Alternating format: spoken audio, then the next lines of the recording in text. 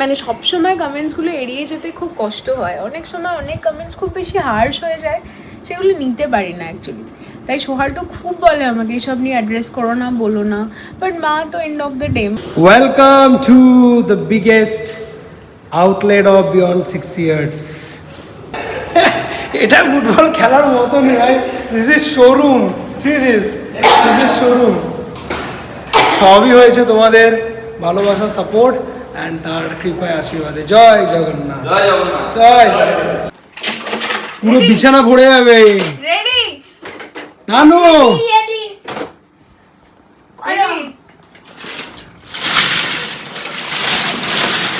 ये भाई। Good morning everyone, welcome back to the channel to a new blog. আজকে Tuesday, অনেক দিন পরে আবার কলকাতার ব্লগ। 3-4 দিনের একটা গ্যাপ হয়ে গিয়েছিল জিমে, তো আজকে সকাল সকাল গিয়ে জিমটা সেরে জাস্ট এলাম। রিহু অলরেডি স্কুল থেকে চলে এসছে, ওপরে চলে গেছে। অনেকে কালকের ব্লগে কমেন্ট করেছো কি সুব্রত আসেনি একদিন, তার জন্য স্কুল গেল না, আর শুক্রবার থেকে তুমিও ছিলে না, তাই শুক্রবার থেকে ওর স্কুলও নেই, এরকম একটা কিছু। অ্যাকচুয়ালি শুক্রবার দিন রিহুর স্কুলে ছুটি ছিল, তার জন্য রিহু যায়নি, আর স্যাটারডে সানডে তো এমনিই ছুটি থাকে। এবারে সৌহার্দ্য প্রায় 4-5 দিন ধরে প্যারাসিটামলের ওপরেই আছে, নিজেকে খুব বাজেভাবে কুল করছে, এত কিছু অন অ্যান্ড অফ চলছে, তো তার মধ্যে বাড়িতেও একাই, তো সেই কারণে সোমবার দিন আর উঠে ওকে স্কুলে নিয়ে যেতে পারেনি। নাতালাটা কই? নাতালাটা কই? এখানে আসবে কেন? এখানে আসো আসো, আমার ছোনা বাবা। তুমি স্কুলে কি করলে? পড়াশোনা করে টিফিন কিনেছি। মামা টিফিনটা দেখো, আমি পুরোটা ফিনিশ। চলো চলো চলো আমি পুরোটা ফিনিশ করি। চলো চলো চলো চলো, টিফিনটা চেক করি। কুলফি নিয়ে নিয়েছি, তোমার টুপি। ওটা আমার ক্যাপ, ওটা টুপি নাকি? ওটা তো ক্যাপ। ওটা টুপি না ক্যাপ? হুম। আচ্ছা আচ্ছা, চলো। টিফিন মনে হয় কোথায়? এখানে।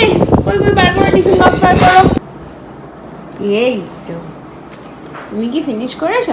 দেখো আজকে কি টিফিন নিয়ে গেছি? দেখো। আজকে বলো আগে কি? পাম কেক। হ্যাঁ, পাম কেক।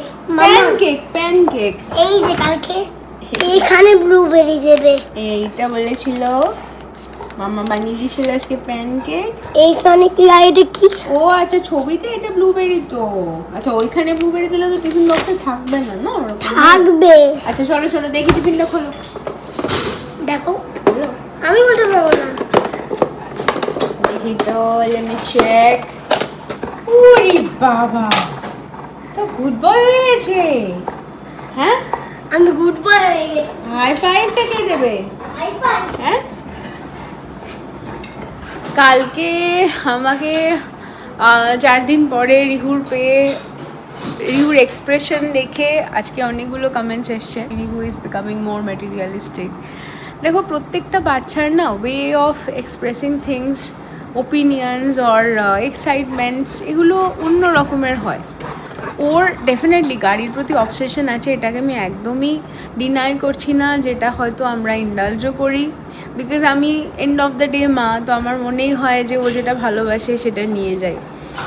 সেটা হয়তো বই খাতা, এগুলোর অনেক সময় আছে, জানো তো। জাস্ট 4.5 বছরের একটা বাচ্চা, আমাদের ছোটোবেলাটা তো অন্যরকম ছিল, তো সেই জায়গা থেকে দাঁড়িয়ে আমার মনে হয় যে না, ঠিক আছে, আমি যখন ওকে দিতে পারছি, আর এত খাটাখাটুনি সবই তো ওর ফিউচার সিকিওর করার জন্যই, তো গাড়িটা ঠিক আছে ওকে দিই, এরকম কিছু হার্মফুল জিনিস তো না। ছোটো থেকে রিহুর জন্য প্রচুর প্রচুর মিক্স ওপিনিয়ন হয়তো বলতে পারি আমরা ফেস করি, যেটা আমাদের জন্য অনেক বেশি, কারণ আমরা আমাদের লাইফের কিছু পার্ট তোমাদের সাথে ব্লগের থ্রু শেয়ার করি। So cross opinion, mix opinion সেখানে থাকবেই, which is absolutely okay, but কোথাও কোথাও সেটা খুব বেশি হার্শ হয়ে যায়, তো যেটা আমার মা হিসাবে সবসময় হজম করে নেওয়াটা ঠিক কষ্ট হয় আর কি করতে। বড়দের প্রতি শ্রদ্ধা, তাদেরকে কেয়ার করা। আমার মা যখন আসে, আমার মা যেহেতু হাঁটতে পারে না, তো আগে হাতটা ওই বাড়ায় যে দিদুর আমাকে ধরো, আমাকে ধরো, আমি তোমাকে নিয়ে যাব। কুলফি নিচে গেলেও লিস্টটা একদমই ছাড়তে চায় না, কাউকে দিতে চায় না, না কুলফিকে আমি হাঁটাবো। দাদাই যখন আসে, আমি তো ওই ঘর থেকে নিয়ে আসার জন্য স্ট্রাগল করি। আমার বাবাকে খুব একটা পায় না, বাট তাহলেও যতক্ষণ ওখানে থাকে ততক্ষণ বাবার সাথে সাইকেল নিয়ে ঘোরা, বাবার সাথে গল্প করা, তো এগুলো যথেষ্ট ওর মধ্যে আছে। আর বাবা মা হিসেবে আমরা তো খুব একটা টাইম ও অনেক বেশি ডিজার্ভ করে যেটা দিতে পারি না, এটা তো খুব সত্যি কথা। একজন প্যারেন্ট যখন চাকরি করে তখন বাচ্চা জানে কি আমার বাবা মা এই সময় বেরোয়, এই সময় ফিরে আসে।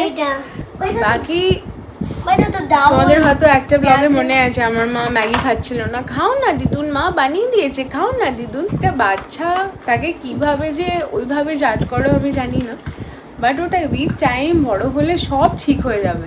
আর এখনও অনেক বড়দেরও গাড়ি কালেক্ট করা, গেম খেলা, এরকম প্রচুর নেশা থাকে। আমার মনে হয় এগুলো ভালো নেশা, যদি বড়দের প্রতি রেসপেক্ট, বাবা মায়ের প্রতি শ্রদ্ধা, যা যা ওর করণীয় কাজ সেগুলো করা, সেগুলো সবই করে। আর একা একা ও কত থাকে বাড়িতে, মানে সবসময় কমেন্টসগুলো এড়িয়ে যেতে খুব কষ্ট হয়। অনেক সময় অনেক কমেন্টস খুব বেশি হার্শ হয়ে যায়, সেগুলো নিতে পারি না অ্যাকচুয়ালি। তাই সোহারটা খুব বলে আমাকে এইসব নিয়ে অ্যাড্রেস করো না, বলো না, বাট মা তো এন্ড অফ দ্য ডে। বাকি যে বাড়িতে একটা ডগ আর একটা বাচ্চা একসাথে বড় হয় না, সেই বাড়িতে আমার মনে হয় তার মানে একটা বাচ্চার এমপ্যাথি, সিম্প্যাথি, এগুলো এমনি এমনি চলে আসে, যেগুলো থাকা লাইফের অ্যাসেট। এটা না যে শুধুমাত্র ম্যাটেরিয়ালিস্টিক হয়ে যাচ্ছে, গাড়ি ছাড়া কিছু চেনে না, গাড়ি ছাড়া কিছু বোঝে না। না না, গাড়ি ভালোবাসে ফর শিওর, হ্যাঁ না? হ্যাঁ আসো, একটু খেলবো, আসো আমরা দেখি কি খেলবো? বাবা রে বাবা আমার, আসো বসো, বসো বসো। এই দেখো কি করছো বলো? আচ্ছা কি খেলবো আমরা? মার্সিডিজ। আচ্ছা তুমি আগে বলো, কালকে টিচার এসেছিল, কি পড়াছো তুমি? আজকে তো ABCD. Good morning everyone, this is next day. Last ক্লিপটা পর থেকে কালকে আর কোনো ব্লগ শ্যুট করা হয়নি। এত কিছু একসঙ্গে চলছে না, ফিজিক্যাল, মেন্টাল, ফাইন্যান্সিয়াল, সব দিক থেকে এখন স্ট্রেস। লাইফে ব্যালেন্স মেনটেন করে এগোনোটা খুব চাপের হয়ে যাচ্ছে। তো আজকে সকাল সকাল এসে গেছি সল্ট লেক। ব্যাঙ্গালোর এক্সিবিশনের ব্লগ দেখে তোমরা অনেকেই বলেছিলে সব তো এখানেই শেষ হয়ে গেল, বহরমপুরে আমরা আর কিছুই পাবো না। আমাদের বহরমপুর এক্সিবিশনের স্টক পুরো আলাদা করে রাখা আছে, সেটা হাতই দেওয়া হয়নি। এখানে আপাতত এরা স্টোর গুছিয়ে শেষ করতে পারছে না। তো এখন সকাল সকাল ও স্টোরে এসে স্টোর গোছাচ্ছে। আর দিস সানডে বহরমপুরে আসছে বিয়ন্ড 6 ইয়ার্স। আগের বারে বিয়ন্ড 6 ইয়ার্স এর এক্সিবিশন লিস্টে আমরা বহরমপুরকে অ্যাড করতে পারিনি, তাই এই বছরে তো বহরমপুর আসতেই হতো। ইয়েস, রেডি তো তোমরা? আমরা আসছি 9th of August, next Sunday, Baharampur Chowdhury palace, গির্জা মোড়, ঘাগড়া, 11টা থেকে 8টা অবধি। হিউজ কালেকশন নিয়ে, বাজেট থেকে প্রিমিয়াম সব রকমের কালেকশন তো থাকছেই, তার সাথে সাথে থাকছে up to 20% discount across all our ranges. আমরা সবাই দূর দূর থেকে এসে গেলাম, আর এ সল্ট লেকে থেকে লেট এলো সব থেকে। এতদিন ওএনবির গার্ডেন সবার খুব প্রিয় ছিল, এখন এই জায়গাটাও কি সুন্দর হয়ে গেছে। দেখো বর্ষায় গাছগুলো একদম সবুজ। আজকের এই ব্লগে খুব স্পেশাল একটা জিনিস তোমাদের সঙ্গে শেয়ার করার আছে। Welcome to the biggest outlet of beyond 6 years. এই সাইটটা আমরা জাস্ট নিলাম for beyond 6 years salt lake branch. হ্যাঁ, ঠাকুরের ইচ্ছায় আমরা শুরু করেছিলাম খুব একটা ছোট জায়গা থেকে, 400 স্কোয়ার ফিটের একটা জায়গা। ঠাকুরের ইচ্ছে ছোট জায়গা থেকে শুরু করেছিলেন? না মানে না সরি, মানে হ্যাঁ সেটাও ঠাকুরের ইচ্ছাই ছিল, definitely we had to see the struggle. আর তো আজকে আমরা এরকম জায়গায় আসতে পেরেছি যেখানে আমাদের একটা বড় জায়গা চাই, আর আমরা সেটা মানে সেই প্রয়োজনটা ফিল করার সাথে সাথে আমরা একটা জায়গা পেয়ে হয়েছি যেখানে আমরা এক্সপ্যান্ড করছি। তোমরা বুঝতেই পারছো এখানে কিছু একটা সেট আপ অলরেডি ছিল, তারা এখান থেকে শিফট করে গেছে। সো এখন আমরা এখানে আসব। এবার লোকেশন বাকি ডিটেলস তোমাদের এই মুহূর্তে পুরোটা শেয়ার করতে পারছি না, বিকজ আমাদের এখনও পেপার ওয়ার্ক চলছে, এটাকে রানিং করতে আমাদের একটু টাইম লাগবে। But yes, we got this place and এটা তো তোমাদের সঙ্গে শেয়ার করারই ছিল। So this is indeed huge. আমরা এখানে প্রচুর কালেকশন, প্রচুর স্টক রাখবো।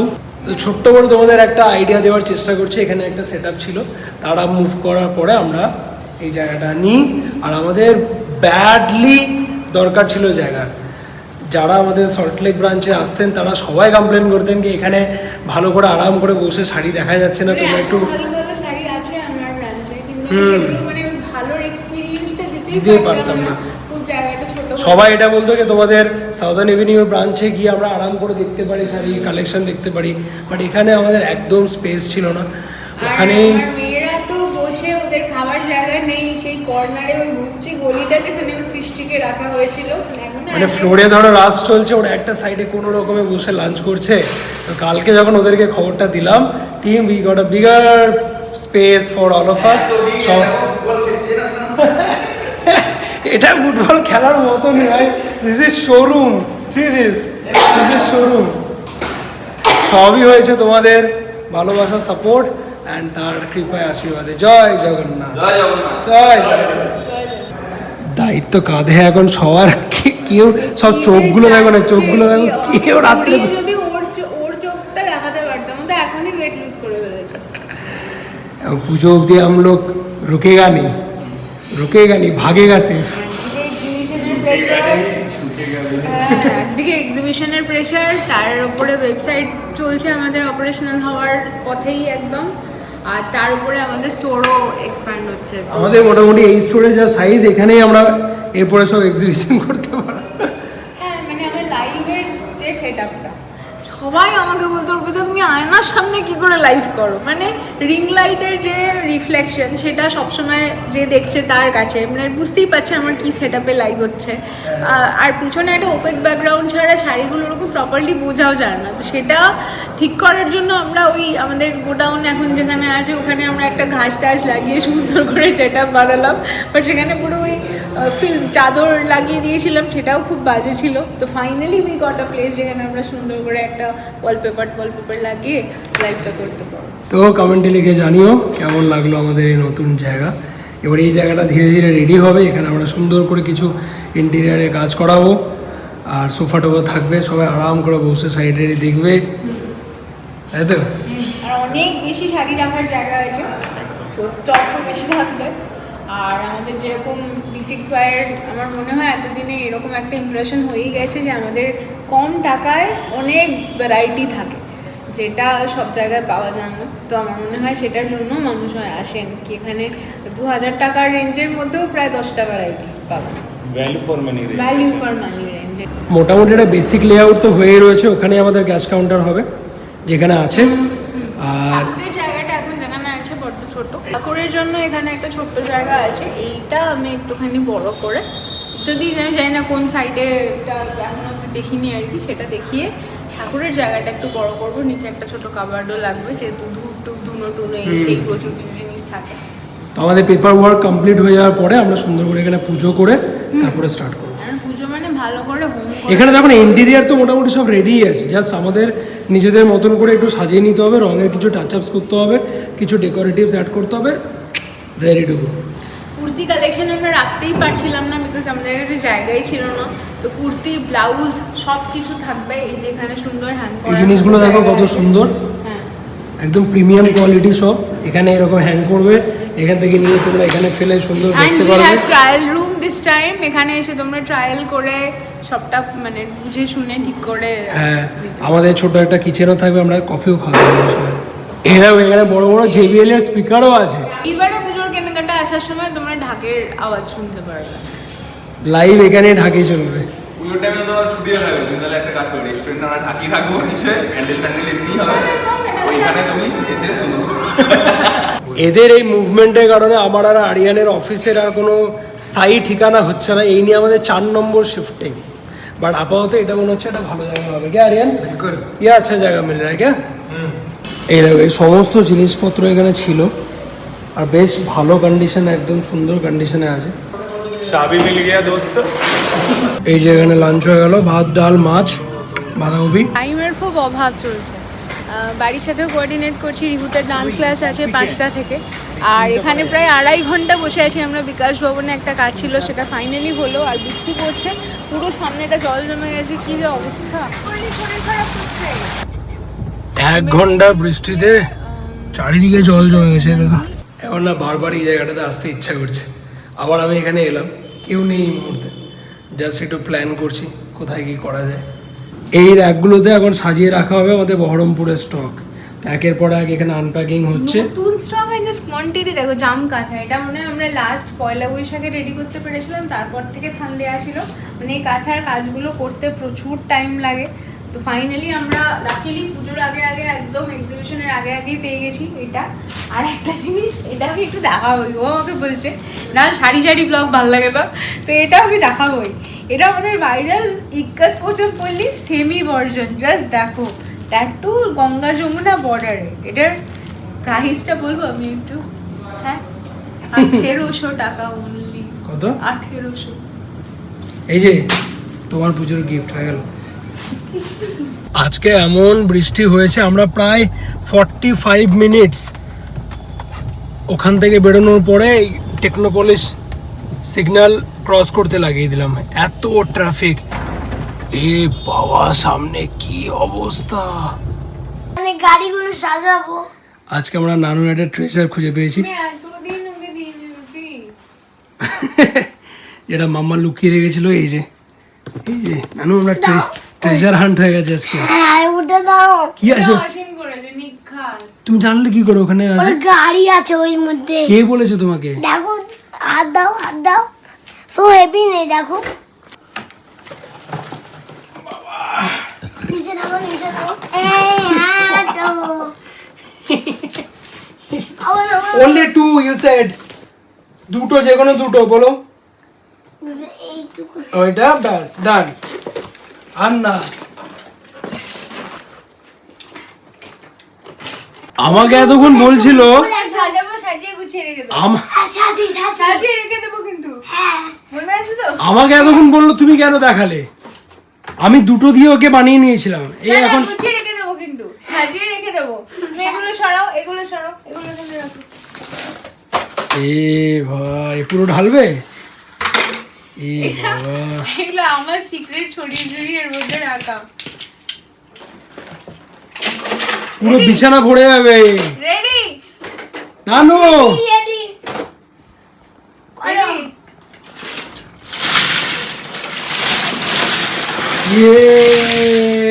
ভাই, সব হট উইলস। হেলিকপ্টার, এ বাবা, ট্রাক। নিয়ে কোথাও যাবে না, এখানেই খেলো। আরে বগলে কোথায় ঢোকাচ্ছিস ওগুলো? আর এগুলো গুছাতে হবে না। হ্যাঁ, এখানেই খেলো, আবার এর মধ্যে ঢুকিয়ে দেবে। এই হচ্ছে চিজি ওপেন অ্যাভোকাডো টোস্ট। রীতিমতন মাথা ঘুরছে, এগুলো খেলে একটু শান্তি পাবো।